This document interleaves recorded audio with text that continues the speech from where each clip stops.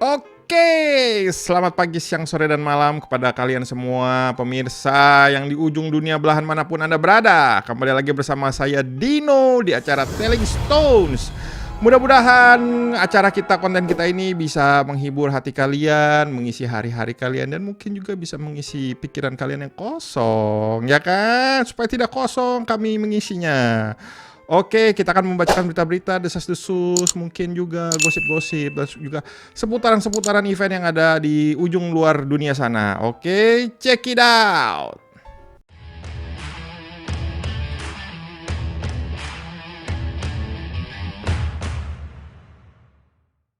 Oke, berita pertama ini datang dari dalam negeri ya. Jadi ada berita tentang Bapak Presiden kita, Pak Jokowi, kemarin baru saja mencabut Perpres izin investasi minuman keras, miras, ya kan. Jadi ceritanya kemarin itu cukup menimbulkan kontroversi ya. Karena di berita itu dibilang kalau pemerintahan Presiden Joko Widodo ini melegalkan miras. Tapi pemirsa, apakah Anda tahu kalau ternyata miras itu sudah lama ada loh, sudah lama legal loh, jadi itu bukan melegalkan. Tetapi itu aturannya, perpresnya itu lebih kepada tentang investasi. Di mana kalau misalkan selama ini mungkin Anda-Anda yang di sana itu suka beli botol-botol import ya, boim-boim ya kan, dari negeri-negeri seberang sana. Jadi mungkin akan alangkah lebih baiknya jika kalian belinya produk lokal saja. Kan kita harus support produk lokal, ya kan? Nah, isi sebenarnya Perpres kemarin itu adalah pemerintah itu membuka izin supaya kalau ada orang dari luar mau investasi di bidang minuman keras yang beralkohol itu bisa. Cuman memang daerah-daerahnya aja yang terbatas, ya kan? Ada 4 daerah ya. Ada NTT, Sulawesi Utara, ada Papua, ada Bali. Jadi kalau ada orang asing yang ingin menanamkan modalnya di sini hanya boleh di 4 tempat tersebut saja. Kalau selama ini kan mungkin tidak ada pembatasan ya, jadi bisa di mana saja. Aduh, cuman memang ya beginilah ya kan. Di Indonesia cuman luar biasa Pak Jokowi setelah mendengar banyak input-input, masukan-masukan ya kan. Jadi dari para ulama-ulama ya kan, MUI, tokoh-tokoh dari Nadatul Ulama, Muhammadiyah, dan ormas-ormas keagamaan lainnya. Jadi beliau dengan bijaksana mencabut perpresnya ya kan, luar biasa. Tapi mudah-mudahan juga buat teman-teman sana yang suka boim ya kan, ingat masih banyak produk lokal ya kan. Seperti contohnya anggur orang tua.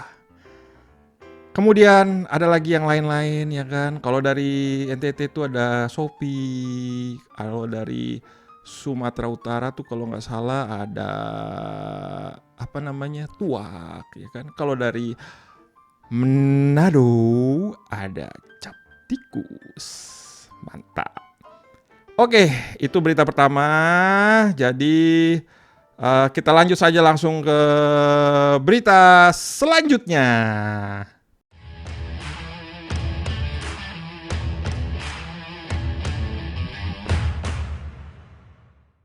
Nah, berita kedua.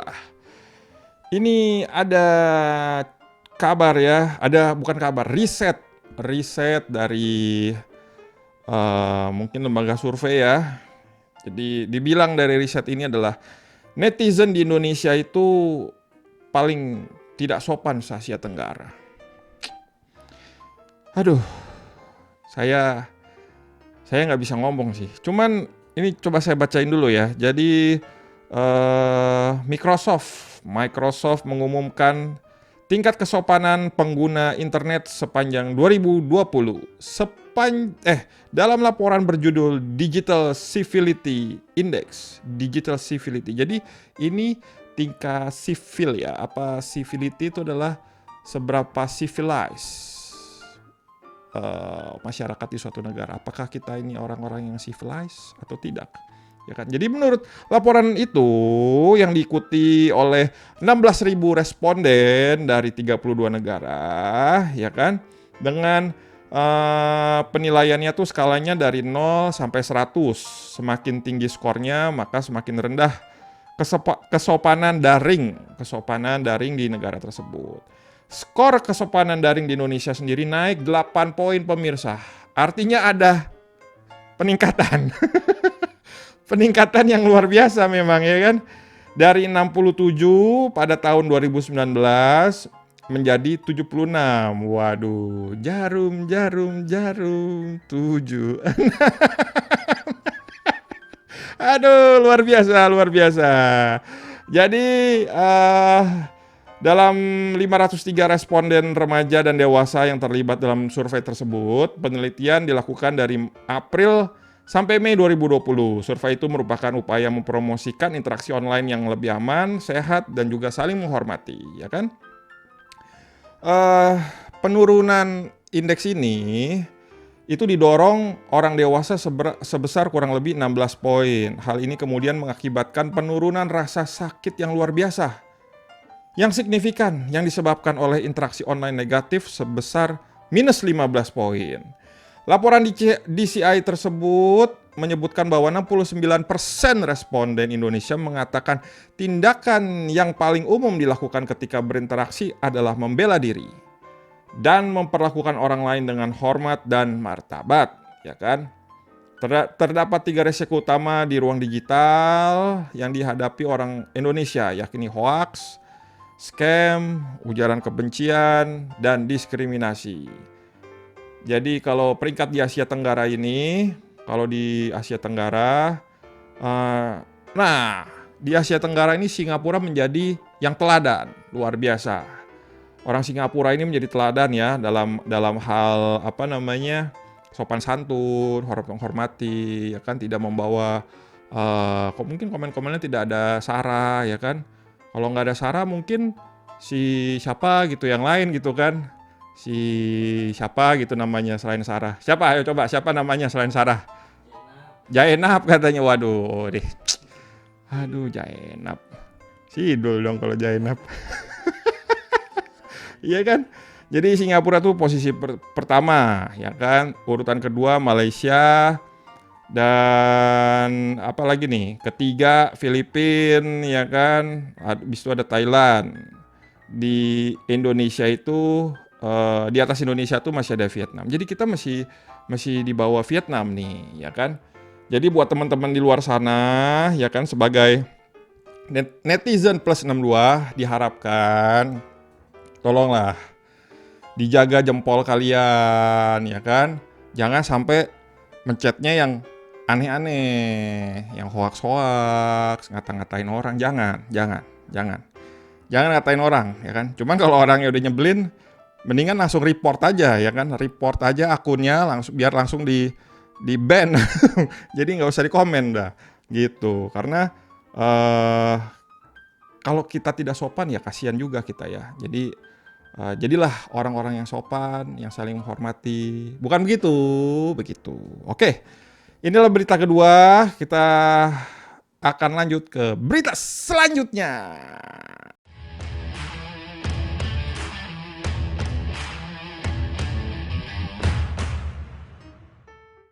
Yes, berita selanjutnya ini adalah berita yang luar biasa ya. Semua berita memang luar biasa kalau saya yang bacain, semua luar biasa. Nggak ada yang biasa-biasa kalau saya yang bacain.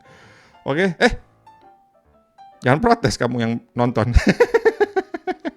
Ya, jadi mengawali tahun 2021 ini ada berita baik buat kamu-kamu yang sudah merasakan kesepian mungkin, ya kan, nggak ada acara, nggak ada event, nggak ada konser, nggak ada festival, ya kan. Nah, ini ada berita baik karena Afgan dan Rosa akan menggelar konser virtual untuk para fansnya, ya kan. Nama acaranya nama konsernya adalah Afgan Rosa The Concert. Waduh. Jadi kemasan panggung musik manis yang disiapkan dua penyanyi top kebanggaan Indonesia ini bagi pencinta mereka, luar biasa. Jadi konser musik ini, ya kan, akan digelar atau dikemas secara virtual dan menjaga protokol kesehatan. Mantap. Jadi dipromotori oleh Inspire Production dengan Langit Musik. Waduh, luar biasa Inspire Production. Jadi kalau nanti itu bolehlah calling kita, ya kan? Kita udah lama nih nggak loadingan, ya kan?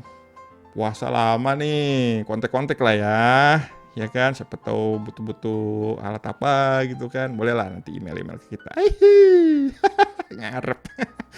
Jadi katanya ini akan ada kurang lebih 16 lagu yang dibawakan oleh Afgan dan Rosa dalam konser ini. Format lagu itu akan selama konser itu banyakkan duet. Jadi Afgan Rosa itu banyakkan duet, ya kan. Kenapa duet saya juga nggak tahu gitu. Apakah ada cerita lain sampai tercetus duet-duetan gitu? Wah, saya nggak tahu. Itu tanya aja sama mereka lah kenapa maunya duet, ya kan. Tapi sih yang pasti itu karena duet lagu mereka yang sebelumnya itu sukses ya waktu tahun 2014 itu yang judulnya adalah Kamu Yang Kutunggu. Kamu Yang Kutunggu, Inspire Production. Loadingan kontak-kontak kita. Aduh ini kru-kru nih kan, kru-kru pada ngarep semua nih, muka mupeng semua nih.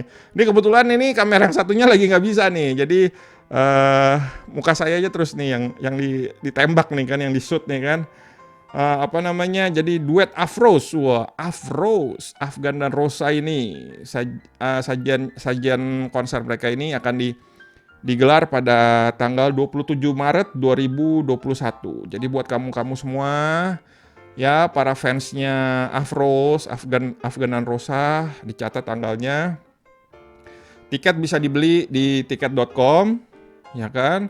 Harga tiketnya tuh dari 75.000. Nah, kalau pre-sale-nya 50.000. Jadi mudah-mudahan ya kan acara konsernya Mbak Afgan kan, Mas Afgan dan Mbak Rosa bisa berjalan dengan lancar. Promotornya si Inspire Production juga bisa menjalankan konsernya dengan aman, memperhatikan protokol kesehatannya juga. Dan mudah-mudahan sold out, ya kan? Dan juga mudah-mudahan kita di-calling sama Inspire Production. Ngarep. Oke, next.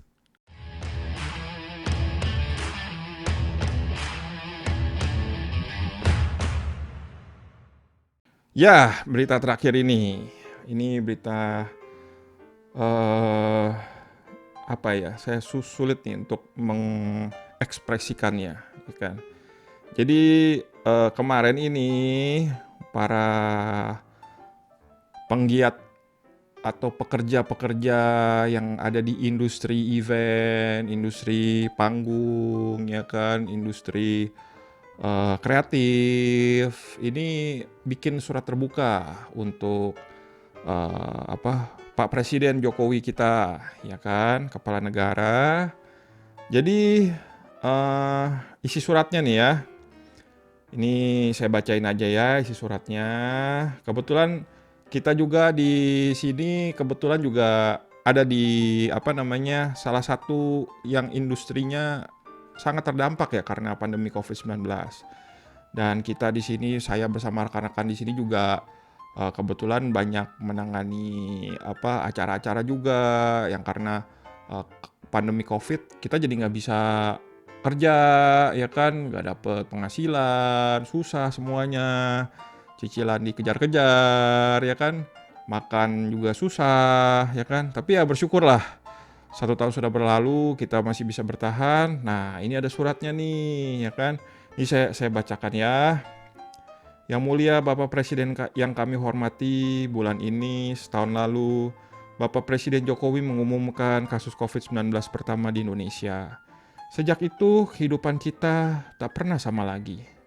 Kita terpaksa beradaptasi dengan mode pasif, bertahan dari virus dan kematian. Dari keputusasaan dan pesimisme hingga kekecewaan dan hasrat saling menyalahkan. Setelah setahun berlalu, ternyata banyak yang mampu bertahan. Kita semua yang berhasil bertahan sejauh ini bisa menyaksikan dimulainya vaksinasi. Dan dari sanalah kita bisa melihat terang. Penting untuk merespons momentum itu dengan langkah terukur. Caranya dengan menggerakkan sektornya sebagai bagian penyelesaian pandemi dan dampak-dampaknya. Sejak Maret tahun lalu hingga kini, kami menghentikan keramaian demi melindungi kesehatan masyarakat.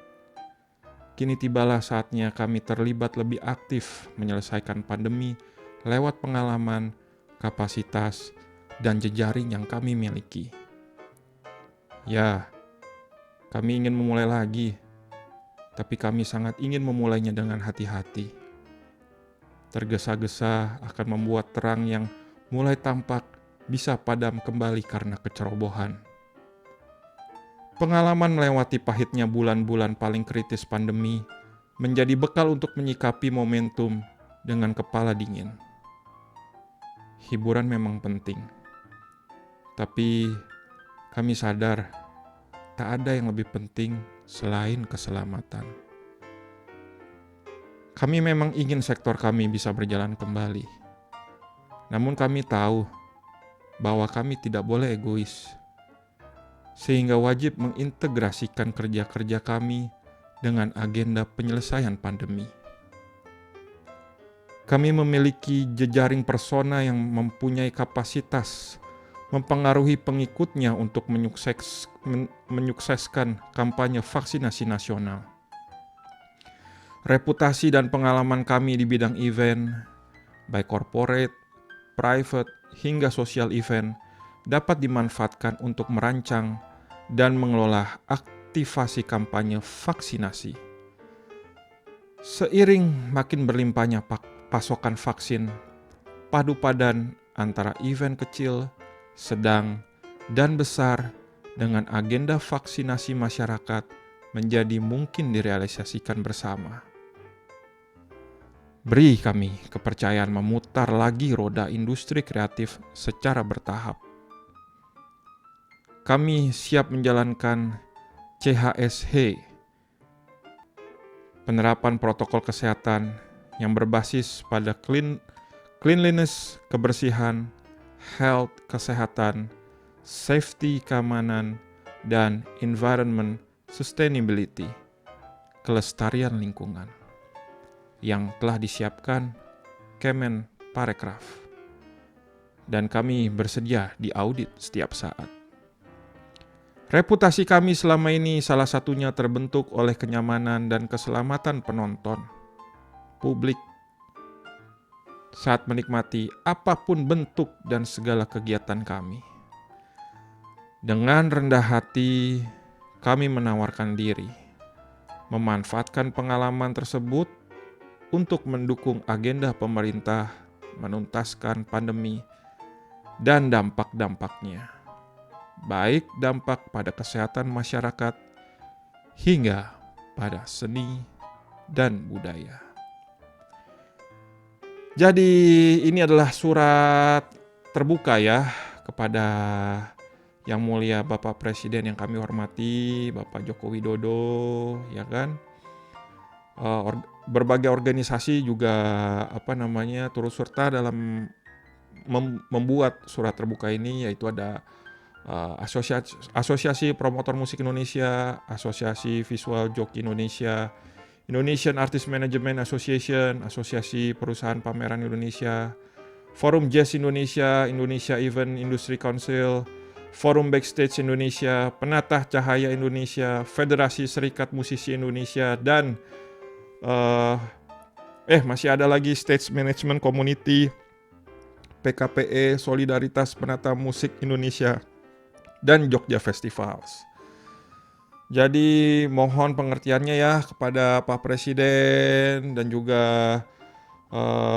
Ketua Komisi 10 DPR RI, ya kan, Kementerian Kesehatan, Ketua Satgas COVID-19, minta tolong Pak, ya kan, untuk kita ini diberi kesempatan lah Pak, ya kan, karena 1 tahun ini kita ini benar-benar tiarap Pak, ya kan. Kalau dulu Bapak pernah nonton konser Metallica, ya kan Pak, kebetulan saya waktu itu bersama rekan sekerja saya juga ya kan yang sudah melanglang dunia ke Yunani, ke Korea, ke Belanda, ke Dubai, Bapak Reza Lesmana ya kan. Kebetulan waktu itu Metallica kami ada di belakang panggung Pak ya kan, supaya Bapak bisa nonton dengan aman, nyaman ya kan gitu. Jadi minta tolong kepada Bapak Presiden memperhatikan kita.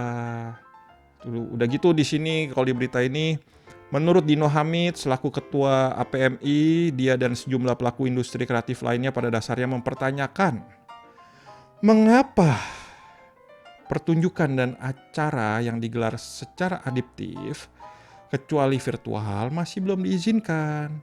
Padahal dia melihat sejumlah sektor lainnya yang berpotensi mengumpulkan massa. Contohnya pusat perbelanjaan dan restoran sudah boleh buka Pak. Ya kan, kalau sampai saat ini event belum bisa berjalan sejak pandemi karena nggak dapat izin, kita tuh nanya gitu kan, mempertanyakan kenapa nggak diberiin kesempatan atau kepercayaan secara adaptif. Kenapa mall dan restoran bisa dikasih kepercayaan sedangkan kita para pelaku-pelaku industri kreatif ini masih belum dikasih kepercayaan gitu Pak. Padahal apalagi kemarin itu Pak ya, sempet loh kita itu ada ya kalau Mas Dino Hamid sama saya Mas Mas Dino Hamid. Nah, Mas Dino Hamid ini kan kemarin sempat bikin acara drive thru konser ya. Nah, itu juga dia bikin sekali, yang kedua kali udah susah, nggak dapet izin ya kan, nggak dapet, ya susah lah Pak ya kan. Apalagi teman-teman promotor yang lain Pak, ya setahu ya banyak yang macet Pak, ya kan. Udah DP artisnya nggak jadi dateng, duitnya mati nggak bisa jalan. Kalau nggak ketahan di venue, udah DP venue, ternyata nggak jalan-jalan karena pandemi. Ya minta tolong lah Pak, ya kan. Gitu supaya ya nggak usah tergesa-gesa juga, tapi ya bolehlah dimitigasi ya kan kita sama APMI, sama backstager, sama pecahin, sama teman-teman dari Evendo ngobrol-ngobrol gimana caranya supaya kita bisa menjalankan ini lagi gitu. Jadi gitu ya kan kabarnya, mudah-mudahan industri kita ini, industri kreatif ini, kita kangen konser, kangen festival, ya kan, kangen event. Mudah-mudahan kita semua bisa berjalan lagi, mudah-mudahan bapak-bapak yang ada di ruang lingkup pekerjaan jabatan sebagai Pak Jokowi, aduh susah banget ngomongnya gue. Pak Jokowi beserta jajarannya, kementerian, Kemensos. Saya nggak dapat BLT Pak. Jadi curhat di sini, ya kan? Terus Kementerian Kesehatan, Bapak Sandiaga Uno, ya kan? Bisa memfasilitasi kita lah Pak, ya kan? Ngobrol-ngobrol gimana caranya biar bisa jalan. Kita siap Pak. Ya kan, kita siap buat menjalankan prokes, CHSE-nya kita jalanin, ya kan. Jadi kita juga nggak mau dong kalau misalkan event, konser atau drive-thru atau misalkan ya konser apalah itu ya kan, kita nggak mau juga penonton jadi cedera, sakit, kena virus, kita juga nggak mau karena itu kan jadi reputasi kita juga gitu. Jadi gitu aja teman-teman. Oke.